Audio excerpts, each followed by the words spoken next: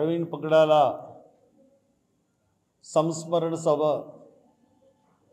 24వ తారీఖున ఆయన చనిపోయిన ప్లేస్కి దగ్గరలో ప్రకృతి వేదిక పక్కన జరుగుతుంది. అందరినీ రమ్మని కోరుతూ ఉన్నారు. ఈ విషయంలో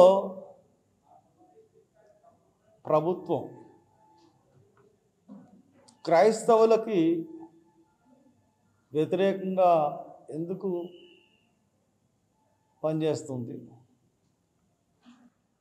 క్రైస్తవులు ఈ ప్రభుత్వంలో భాగస్వాములు కాదా? ఈ రాష్ట్రంలో ఓటర్లు కాదా? ఈ రాష్ట్రంలో అందరికీ ఉండే సమానమైన హక్కులు వాళ్ళకి లేవా అని నేను ప్రభుత్వాన్ని ప్రశ్నిస్తూ ఉన్నాను. ఎందువల్లంటే ఇక్కడ పోలీస్ డిపార్ట్మెంట్ వ్యవహరించే తీరు మీ ప్రభుత్వం దృష్టికి వస్తుందో లేదో నాకైతే తెలియదు, కానీ ఒకసారి ప్రెస్ ద్వారా తెలియజేయాలని అనుకుంటున్నాను. మీరు క్రైస్తవుల్ని ఆకట్టుకుందామని మీరు పాస్టర్లకు ఇవ్వాల్సిన గౌరవ వేతనం 7 నెలలు ఒకసారి ఇచ్చారు ప్రభుత్వం.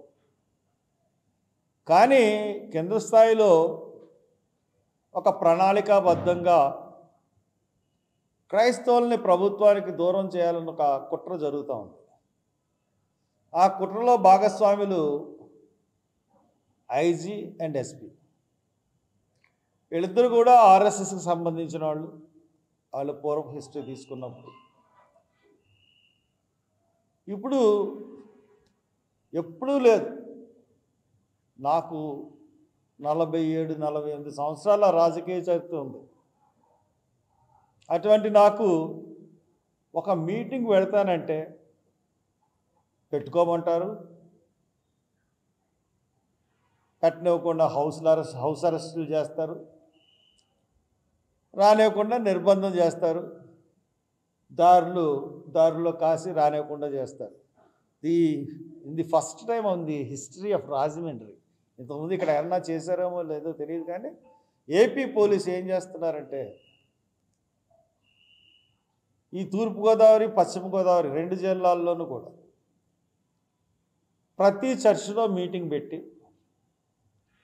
ఆ మీటింగ్లో పాస్టర్ని, పెద్దల్ని, యువకుల్ని పిలిచి 24వ తారీఖున పెట్టిన మీటింగ్కు పర్మిషన్ లేదు, మీరు ఎవరన్నా సరే ఆ మీటింగ్కి వెళ్తే మీ మీద కేసులు పెడతాం, అరెస్ట్ చేస్తాం, దాని గురించి ఎక్కడైనా మాట్లాడినా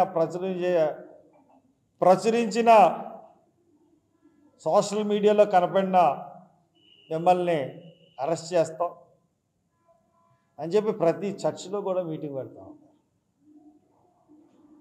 ఇంత దౌర్భాగ్యం ప్రభుత్వానికి ఎందుకు పట్టిందో నాకైతే అర్థం అవ్వట్లేదు. అంతేకాకుండా ఒక పోస్టర్ వేసాం, ప్రవీణ్ పగడాల సంస్మరణ అని చెప్పి ఆయన ఫోటోతో వేసాం. అక్కడ కొంతమంది పెద్దలు అనుకున్న వాళ్ళ పేర్లు వేసాం.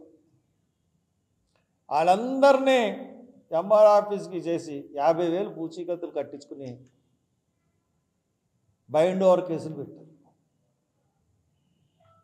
ఎక్కడున్నాం మనం? ప్రజాస్వామ్య దేశంలోనే ఉన్నావా? అంటే మాట్లాడే హక్కు కానీ మీటింగ్ పెట్టుకునే హక్కు కానీ లేదా? ఇండియా పాకిస్తాన్ తాజా అప్డేట్స్ కోసం డౌన్లోడ్ చేసుకోండి RTV లైవ్ యాప్.